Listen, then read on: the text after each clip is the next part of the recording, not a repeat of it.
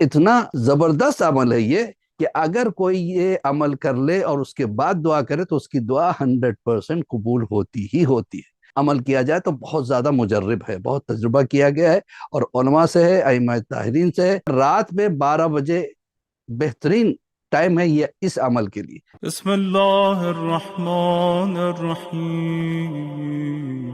خیبر کی جنگ کے بعد بہت سے قید ہوئے تھے، قیدیوں کو رکھا گیا تھا۔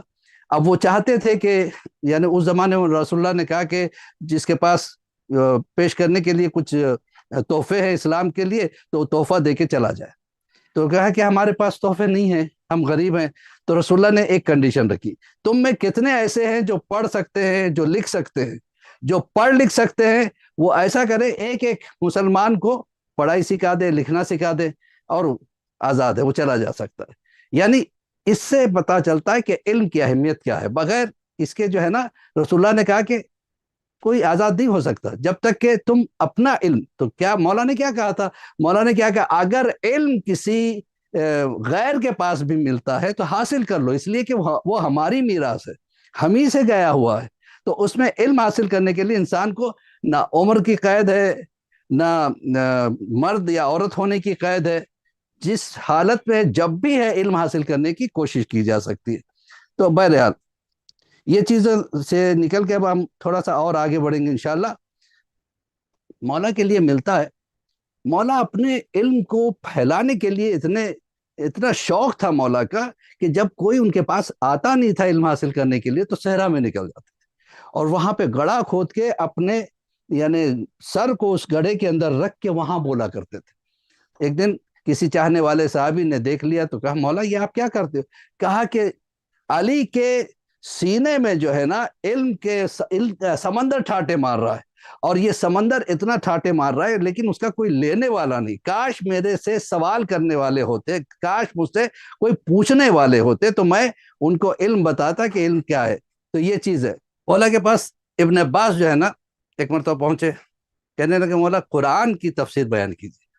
مولا اتنے خوش ہو گئے اس لمحے کا، ابن عباس اللہ تمہیں ان لوگوں میں شمار کرے جو علم کی تلاش کرتے ہیں۔ بتائیے، مولا نے اب اس کے بعد تفسیر بیان کرنی شروع۔ عشاء کی نماز کے بعد جو تفسیر شروع ہوئی آدھی رات ہوگی۔ ابن عباس نے سوچا پتہ نہیں قرآن کی تفسیر کہاں تک پہنچی۔ اس کے بعد یہاں تک کہ صبح کی اذان کا وقت آ گیا، قریب تھا۔ کہ مولا کتنا قرآن ختم ہو چکا؟ مولا نے کہا بس یہ سمجھو ابن عباس، ابھی میں نے شروع کیا ہے، ابھی بسم اللہ کے بے کی تفسیر نہیں ہوئی۔ بس مختصر یہ ہے، جتنا علم پوری کائنات میں ہے اگر اس کو سمیٹ دو تو قرآن بنتا ہے، قرآن کو سمیٹ دو تو سورہ یاسین بنتا ہے، سورہ یاسین کو سمیٹ دو تو سورہ حمد بنتا ہے، سورہ حمد کو سمیٹو تو بسم اللہ بنتا ہے، بسم اللہ کو سمیٹو تو بائے بسم اللہ بنتا ہے، پھر بائے بسم اللہ کو سمیٹ دو تو نقطہ بائے بسم اللہ بنے تو علی کہلائے۔ تو اب سوچیں سبحان اللہ، کتنا سبحان مولا اللہ۔ نے اس کے اوپر سٹریس کیا ہے، کتنا مولا، یعنی جب کسی کی شوق کی کوئی چیز ہوتی ہے نا، وہ ٹاپک چھیڑ دو، پھر دیکھیے آپ اکثر ہوتا ہے صحیح کہ بات۔ جیسے ایکس آرمی مین ہوتے ہیں، ان کو اپنے آرمی کے بارے میں، اپنے تجربات کے بارے میں بیان کرنے کا بڑا شوق ہوتا ہے، ان سے اگر چھیڑ دیا جائے تو اتنے خوش ہو جاتے ہیں۔ مولا کو شوق تھا علم پھیلانے کا، لیکن موقع نہیں مل رہا تھا کہ کوئی ایسا کوئی انسٹیٹیوٹ کھولا جائے۔ یہ موقع اگر ملا تو امام جعفر صادق علیہ الصلوۃ والسلام کو صلی ملا تھا۔ اللہ محمد علیہ محمد۔ تو اچھا ایسے اچھا۔ کئی مثالیں مل دیں گی، یہاں تک کہ کسی نے پوچھا مولا آپ سے جب بھی کوئی سوال کیا جاتا ہے آپ فوراً جواب دیتے ہو؟ آپ سوچتے بھی نہیں تھوڑی دیر کے لیے؟ فریکشنز آف سیکنڈ میں جیسے سوال ختم ہوتا ہے فوراً آپ کا جواب حاضر رہتا ہے۔ تو مولا نے کہا بتا میرے ہاتھ میں کتنی انگلیاں ہیں؟ کہ مولا ہو تو 5 انگلیاں ہیں۔ سوچتا کیوں نہیں؟ کہا سوچنا کیا مولا، یہ تو سامنے نظر آ رہا ہے۔ کہ جس طریقے سے یہ ہاتھ تیرے سامنے ہے، پوری کائنات علی کے سامنے، سبحان اللہ۔ لہٰذا ہر علم سے کسی بھی پہلو سے، کسی بھی علم کے کسی بھی پہلو سے سوال کرو، علی فوراً جواب دیتے۔ تو مطلب کیا ہے، مولا کے پاس اتنا علم تھا، کوئی شاگرد مولا بنانا چاہتے تھے لیکن کوئی شاگرد مل نہیں رہتا، حتیٰ کہ ہاں ابھی مذاق اڑانے کے انٹینشن سے لوگ آتے تھے۔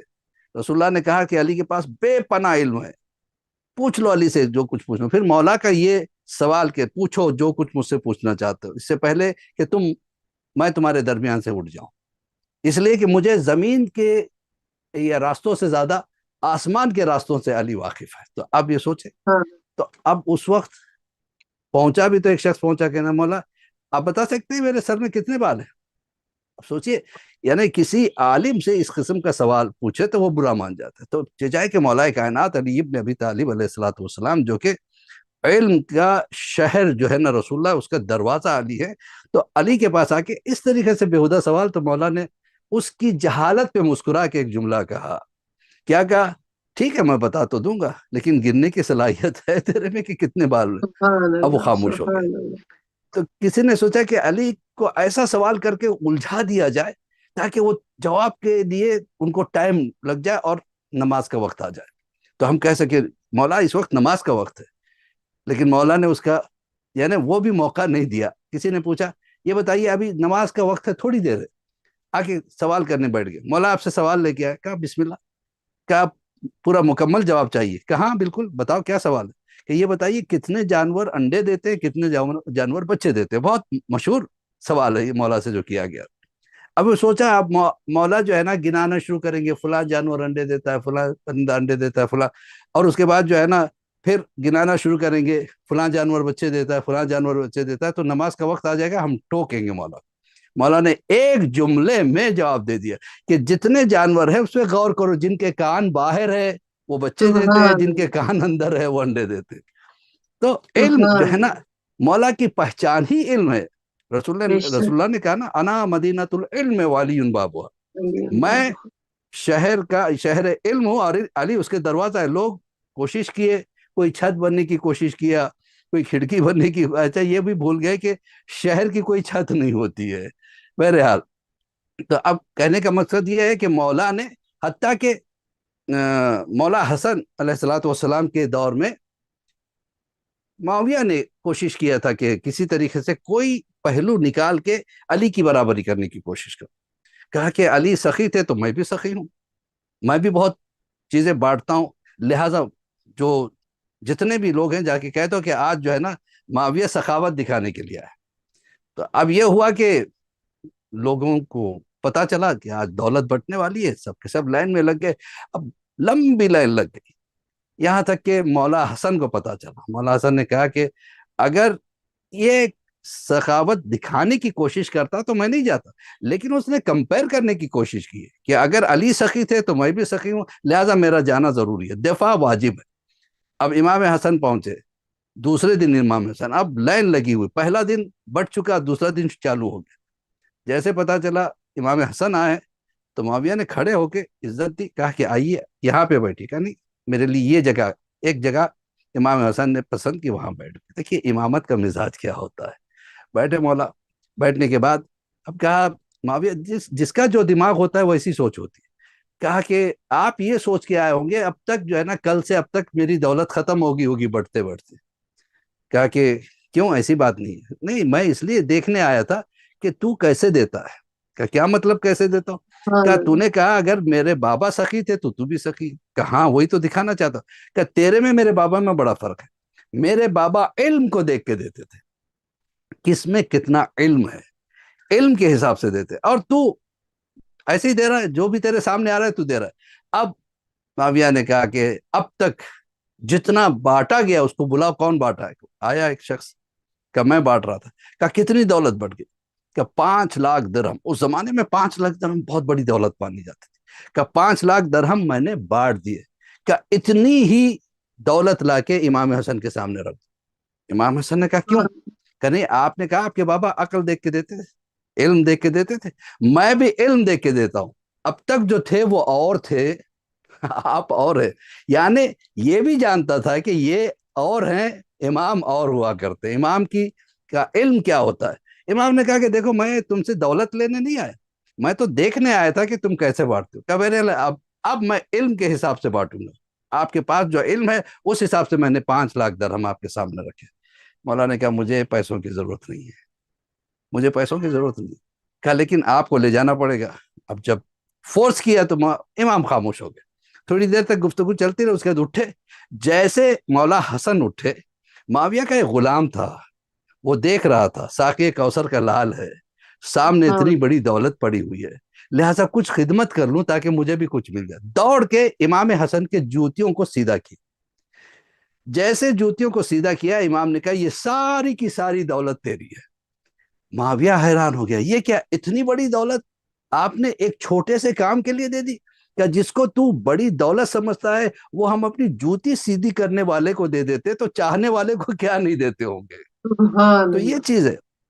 تو یہ علم کا تعلق جو ہے نا, علم کا تعلق اللہ سے ہے, اور اللہ نے جس کو یہ علم دیا اسی کے پاس ہے. اور اس علم کی خیرات بڑھتے بڑھتے بڑھتے آج ہمارے پاس آئی, تو یہ ہوا کہ ہم آرٹیفیشل ٹیکنالوجی میں اتنے آگے بڑھ گئے. اور یہ چیزیں ساری جو ہے نا, آج یہ 5G ہوا, یہ ٹاورز ہوئے, یہ ساری چیزیں کہاں سے آئیں؟ یہ ریسرچ کی وجہ سے آئی. انسان جتنا ریسرچ کرتا گیا, اب ریسرچ کے لیے دیکھیں مولا کے اقوال پہ بھی بڑی ریسرچ ہو رہی. مولا نے کہا تھا نا, مجھے حیرت ہے اس انسان پہ جو ہڈیوں سے سنتا ہے, گوشت سے بولتا ہے, چربی سے دیکھتا ہے. تو ایک زمانہ میں لوگوں کو پتا نہیں تھا, آج سائنس نے ترقی کیا تو آج سائنس کو پتا ہے کہ واقعی ہڈیوں سے سنتا ہے, کیونکہ کان میں ایک ہڈی ہوتی ہے, وائبریٹ کرتی ہے, تو اس سے آواز کو گراسپ کرتا ہے ذہن. اسی طریقے سے یہ زبان ایک گوشت کا لوتھڑا, یہ بھی سمجھ میں آتا ہے, لیکن اکثر لوگوں کو یہ سمجھ میں نہیں آیا کہ چربی کیسا دیکھتا ہے. ایک ڈاکٹر تھے اور وہ کارڈیالوجسٹ تھے, اور ان سے ایک مرتبہ ایسے باتوں میں انہوں نے مجھ سے کہا کہ مولانا عباس علی خوئی صاحب یہ بتائیے, یہ جو مولانا نے کہا یہ مجھے آج تک سمجھ میں نہیں ہے, جبکہ میں ڈاکٹر ہوں, کہ چربی سے دیکھتا ہے. چربی سے کہاں دیکھتا ہے؟ یہ جو آنکھ ہے یہ چربی ہی, خالی چربی نہیں ہے بلکہ یہ ایک الگ مٹیریل ہے, اس میں سیلز ہوتے ہیں یہ سارے. وہ چونکہ ڈاکٹر تھے اور کافی پڑھے لکھے ڈاکٹر تھے, تو میں نے کہا دیکھیے جب آپ کو اس کے بارے میں پتا چل جائے تو مجھے بھی بتا دیجیے گا. تو کہا ٹھیک ہے. کچھ دنوں کے بعد ان کا ایک فون آیا رات کے وقت, رات کے 12 بجے. میں نے کہا خیریت ڈاکٹر صاحب اس وقت آپ کا فون؟ کہا کہ نہیں, وہ بات مجھے آج پتا چلی. کہ کون سی بات؟ کا مولا نے جو کہا آج تک میں ریسرچ کرتا رہا, آج جا کے پتا چلی. کہا کیسے؟ کہ مولا نے کہا چربی سے دیکھتا ہے. کہا مولا نے کہا ہے. کہا کہ چائنا نے ایک دوا جو ہے ریسرچ کی, ریسرچ کر کے ایک دوا بنائی جس کا نام تھا ایسپرین. یہ کیا کرتی تھی, انسان کے اندر چربی گلاتی تھی اور ہاٹ کیک کی طرح بکنے لگی. اور جتنوں نے اس دوا کو استعمال کیا ان کی ویژن جانے لگی, ان کی آنکھیں کمزور ہو گئی. اب اس کے بعد فوراً چائنا نے جتنے جگہ وہ دوا سپلائی کی تھی اس کو روک دی. اب اس کے اوپر ریسرچ ہوا کہ آخر اس سے آدمی اندھا کیسے ہوتا ہے. تو اب اس دوا کا کام تھا چربی گلانا. اب وہ چربی یہ دیکھ کے نہیں گلاتی تھی کہاں کی چربی ہے, پوری جسم کی چربی گلانی. تو اس ڈاکٹر نے کہا کہ آنکھ کے ڈلے کے پیچھے اللہ نے ایک چھوٹی سی چربی پیدا کی ہے جو نسوں کو پکڑے ہوئے. اگر وہ چربی نہ ہوتی تو نسیں کھل جاتی, اگر نسیں کھل جاتی تو پھر خون کا فلو اتنا زور سے آتا کہ آنکھ میں خون جم جاتا اور آدمی اندھا ہو جاتا. لہذا وہ چربی اس کو کنٹرول کرتی ہے. اسی چربی میں امپورٹنٹ رول ہے کہ اس کے ذریعے سے انسان کو ویژن ملتی ہے. تو جب مولا نے کہا تھا 1400 سال پہلے, آج ہمارے سمجھ میں آ گیا. تو کہنے کا مطلب یہ علم کی بات ہے. مولا نے جتنی بھی چیزیں, آج جتنا ریسرچ بڑھتا جا رہا ہے مولا کی شخصیت سامنے آتی جا رہی ہے. یعنی جتنا ہم علم حاصل کریں گے اتنا اللہ بھی سمجھ میں آئے گا, اتنا مولا بھی سمجھ میں آئے گا. اسی لیے اسلام نے کہا علم حاصل کر, اسی لیے اس پہ بہت زیادہ زور دیا جانے لگا. اسی طریقے سے اب دیکھیے آج علم ترقی کرنے کے بعد یہ جو جی پی ایس کے میپ آ گئے. پہلے پتہ پوچھ کے جانا بڑا مشکل ہوتا تھا, اب جی پی ایس آ گیا. جی پی ایس کیا ہے؟ یہ ہے گلوبل پوزیشن سسٹم. تو اب یہ جی پی ایس کے ذریعے سے ہم ایکوریٹ جگہ, وہ لوگ لوکیشن بھیج دیتے ہیں جنہیں ہمیں بلانا ہے اور ہم ٹھیک اسی جگہ پہنچ جاتے ہیں. لیکن کیا یہ جی پی ایس پرندوں میں دیکھا گیا ہے؟ نہ ان کے پاس کوئی جی پی ایس ہے, نہ ان کے پاس کوئی انٹرنیٹ ہے, نہ ان کے پاس کوئی یعنی ایسا کمیونیکیشن سسٹم ہے, کچھ نہیں ہے. اس کے باوجود یہ ایکوریٹ پلیس پہ کیسے پہنچتے ہیں؟ اب اس کے لیے تھوڑے سے انفارمیشنز میں نے گیدر کیے تھے جو میں آپ کے سامنے پیش کرنا چاہتا ہوں. اس میں سے سالمن مچھلی ہے, یہ ایک پرٹیکولر ٹیمپریچر والی دریا کا ایک جگہ ایسا بھی ہے, سمندر کا ایک مقام ایسا بھی ہے جہاں کا ٹیمپریچر وہ انڈوں کے لیے بڑا سوٹ کرتا ہے. تو ہزاروں کلومیٹر تیر کے اسی جگہ جاتی ہے, وہ انڈے دیتی ہے. انڈے دینے کے بعد پھر وہاں سے نکل جاتی ہے, نکل کے پھر واپس اپنے اس جگہ پہنچ جاتی ہے جہاں پہ اس کے لیے سوٹیبل ٹیمپریچر ہوتا ہے. لیکن یہ فاصلہ ہزاروں کلومیٹر کا. اب اس کے اوپر ریسرچ کیا گیا کہ اس کو کیسے پتا چلا. سمندر ایک کھلی جگہ ہے, اس میں اس کو کیسے پتا چلا ہے؟ ٹھیک اسی جگہ جا کے انڈے دیتی ہے. پھر اس انڈے سے جو بچے نکلتے ہیں وہ اپنی ماں کو تلاش کرتے ہوئے پھر ہزاروں کلومیٹر کا فاصلہ طے کر کے پھر اس جگہ پہنچ جاتے ہیں. آخر اس میں راز کیا ہے؟ تو پتا چلا کہ سمندر کے اندر بھی میگنیٹک جو ہے نا فیلڈ ہے. یہ میگنیٹک فیلڈ سے کچھ سگنلز نکلتے رہتے جس کے سگنل کو یہ پک کر لیتی ہے اور یہ اسی حساب سے پہنچتی ہے, پھر انڈے دیتی ہے, پھر چلی جاتی ہے, پھر وہ بچے اسی سگنل کو پک کرتے ہوئے اپنی ماں کے پاس چلے جاتے. تو یہ کہاں سے آیا؟ یہ اسی کو کہتے ہیں اینیمل انسٹنکٹ. وہ اللہ نے ان کے اندر فطرتاً پیدا کیا. اسی طریقے سے اور ابھی ہمیں چیزیں مل سکتی ہیں, جیسے کریب ہے, کریبس ہوتے ہیں نا, کریب جو ہے اپنے بل سے نکلتا ہے اور اسے چاروں طرف کے ریڈیشن میں کہیں بھی گھومتا پھرتا ہے, اور اس کے بعد جب واپس اسے خطرہ محسوس ہوتا ہے دوڑ کے اسی بل کے اندر گھس جاتا ہے جہاں سے وہ نکلا تھا, چاہے کتنی بھی دور نکل گئی. اس پہ ریسرچ ہوئی تو پتا چلا کہ وہ اپنے قدموں کو گنتا ہے, پھر سمت کا تعین سورج سے اور چاند سے یا ستاروں سے کرتا ہے, پھر اس کے بعد واپس اسی جگہ پہنچ جاتا ہے. تو یہ چیزوں کو آرٹیفیشل انٹیلیجنس میں لیا گیا. تو اس کے اندر کون سے وہ سینسارز اللہ نے لگائے ہیں, وہ سینسارز کے اوپر جو ہے نا ریسرچ ہوا, تو اب انسان جو ہے نا بہت آگے بڑھنے لگا. یہ جتنی راکٹس پیدا ہوئے, یہ نیوکلیر سسٹم پیدا کیا ہے انسان نے, یہ ساری چیزیں کہاں سے؟ اللہ کی ہی مخلوق. اسی لیے اللہ نے کیا کہا, گھومو سیرو فی الارض, گھومو. اس لیے کہ یا تو علم تجربے سے حاصل ہوتا ہے یا پھر پڑھنے سے حاصل ہوتا ہے. جو تجربے سے حاصل کرتے ہیں وہ انوینشنز کرتے ہیں, اپنے تجربوں کو کسی نہ کسی چیز کے ذریعے سے سامنے لاتے ہیں. یہ ٹیلی فون کیسے آیا؟ تجربوں کی وجہ سے آیا. یہ جہاز کیسے اڑے؟ تجربوں کی وجہ سے. یہ راکٹ کیسے چلے؟ تجربوں کی وجہ سے. یہ ستاروں کے جو علوم انسان تک پہنچے, تجربوں کی وجہ سے, ریسرچ کی وجہ. جتنا انسان ریسرچ کرتا ہے اتنا اس میں ڈوبتا چلا جاتا ہے. ٹھیک ہے, اسی طریقے سے ایک اور, جی سبحان اللہ, بہت خوبصورت, بہت خوبصورت. جی بسم اللہ. جزاک اللہ, جزاک اللہ. اسی طریقے سے جو ہے نا ایک بٹر فلائی ہوتی ہے جس کا نام ہے مونیک بٹر فلائی. یہ میکسیکو اور کینیڈا کے بیچ میں یعنی 2000 کلومیٹر کا فاصلہ طے کرتی ہے. تو ان کے لیے پتا چل, ان کے سروں میں جو ہے نا انٹینا لگے رہتے ہیں. وہ انٹینا ان کو بتاتا ہے کہ کدھر ان کو اڑنا ہے. یہ گروپ کے ساتھ چلتی ہے, بالکل ٹھیک اسی جگہ جاتی ہے جہاں ان کو پہنچنا ہے. ان کی خلقت ایک جگہ ہوتی ہے, پہنچتی دوسری جگہ ہے. اور کئی بٹر فلائی تو آپ جانتے ہیں کئی سٹیجز سے گزر کے بعد بٹر فلائی بنتی ہے. یہ اللہ کا دیا ہوا وہ انسٹنکٹ سسٹم ہے, جو یا وہ سینسار کہہ لیجئے, اس سینسار کے ذریعے سے. اسی طریقے سے ایک اور ہے پروور ایک پرندہ ہوتا ہے جو آپ کے الاسکا سے جو ہے نا وولوو کے تک جاتا ہے. یہ کلومیٹر جو ہے نا, اس کو اگر دیکھا جائے تو 4000 کلومیٹر, 4000 کلومیٹر کہیں بھی جو ہے نا وہ رکتا نہیں ہے. 88 گھنٹے 88 آورز اس کو فلائی کرنا پڑتا ہے, اور کہیں بیچ میں کوئی آپشن نہیں ہے رکنے کا, کیونکہ بیچ میں پورا سمندر ہی سمندر. تو 4 دن متواتر, 4 راتیں متواتر وہ اڑتا ہے 88 گھنٹے. اچھا, 88 گھنٹے کے چلنے کے لیے اس کے پاس جو ایندھن ہے, اس کے پاس جو پیٹرول سسٹم ہے یا جو بھی سسٹم ہے, وہ ہے اس کی چربی. اور یہ بھی عجیب بات ہے, 88 گھنٹوں کے سفر کرنے کے لیے جتنی چربی کی ضرورت ہے اتنی چربی اس کے پاس نہیں ہوتی. اس کے پاس یعنی تقریباً 88 گرامز کی چربی کی ضرورت ہے, جبکہ اس کے اندر 70 گرامز چربی ہے. یعنی اس حساب سے دیکھو تو 800 کلومیٹر پہلے وہ تھک کے اس کو سمندر میں گر کے ختم ہو جانا چاہیے. لیکن اس چربی کے استعمال کو کم کرے اور فلائی کو کنٹینیو رکھنے کے لیے وہ کیا کرتے ہیں, یہ آپس میں مل کے وی شیپ میں اڑتے ہیں تاکہ ہوا کا پریشر سیدھا نہ پڑے. جب ہوا کا پریشر زیادہ پڑتا ہے تو ہوا کی رگڑ سے چربی زیادہ گلتی ہے, تو وہ وی شیپ میں ہو جاتے ہیں. پھر اپنا پوزیشن چینج کرتے رہتے ہیں, کچھ پرندے ادھر چل جاتے ہیں, کچھ ادھر آ جاتے ہیں, کچھ آگے چل جاتے ہیں. یہ مسلسل یہ سسٹم ہے اللہ کا بنایا ہوا, ایسا سسٹم ہے انسان حیران رہ جاتا ہے کہ یہ انسٹنکٹ کیسے ان میں پیدا ہوا. جو 18 گرام چربی ان کو بنانی تھی, یعنی وہ پیدا تو نہیں کر سکتے تھے, تو اب جو موجودہ چربی کو اس میں ایکسٹینشن کرا دیا, یہاں تک کہ بالکل ٹھیک اپنی منزل پہ پہنچنے کے بعد ان کی چربی ختم ہو جاتی. پھر اس چربی کو گین کرنے کے لیے وہ کچھ دنوں وہاں پہ آرام کرتے تاکہ چربی گین ہوتی رہے. تو یہ سب کیا ہے؟ اسی لیے مولا کہتے ہیں غور کرو, قرآن کہتا ہے فکر کیوں نہیں کرتے تم؟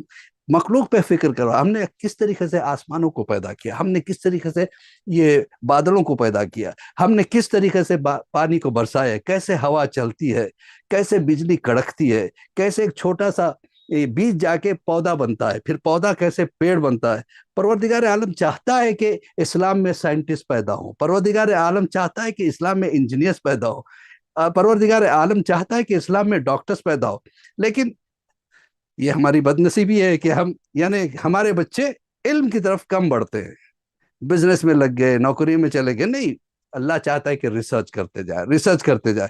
تو بہرحال بہت آج کا بھی شکریہ. ایک بہت چھوٹا سا لیکن بہت عظیم تحفہ ہے.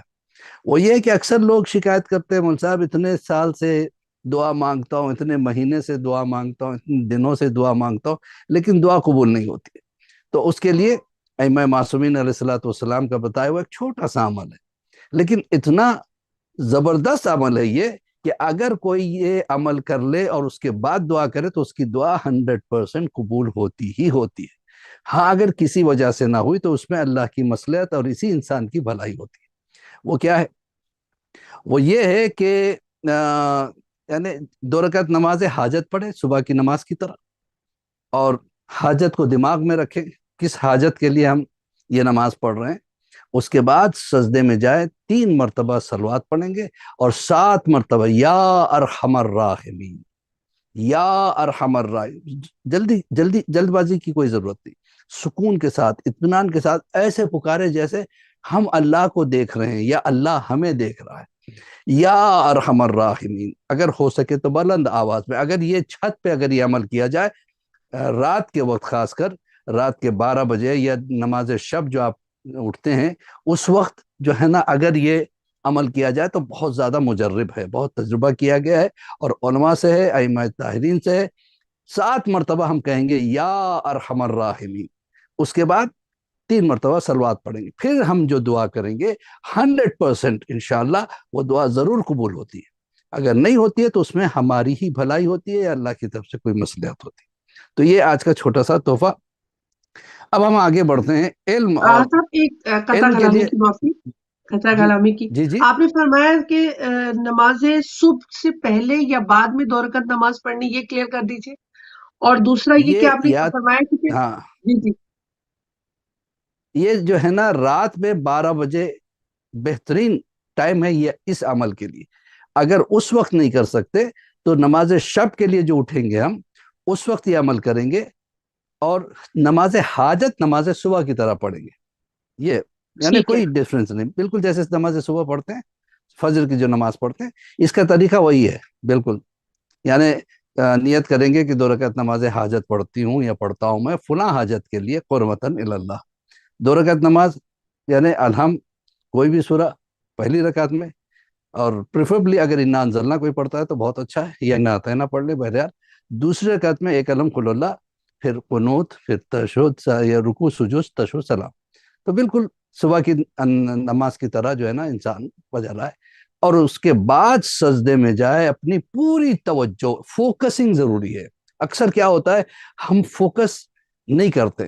جس عبادت کے لیے ہم بیٹھے ہیں, مثلا قرآن پڑھ رہے ہیں تو میننگ پہ فوکس کرنا چاہیے, دعا پڑھ رہے ہیں تو اس کی میننگ پہ فوکس کرنا چاہیے, پھر کیفیت بدل جاتی ہے انسان کی. تو پورا فوکس اللہ کی طرف رکھے اور اپنی حاجت کو ذہن میں رکھے, یا ارحم الراحمین, آرام کے ساتھ, جلد بازی نہ کرے.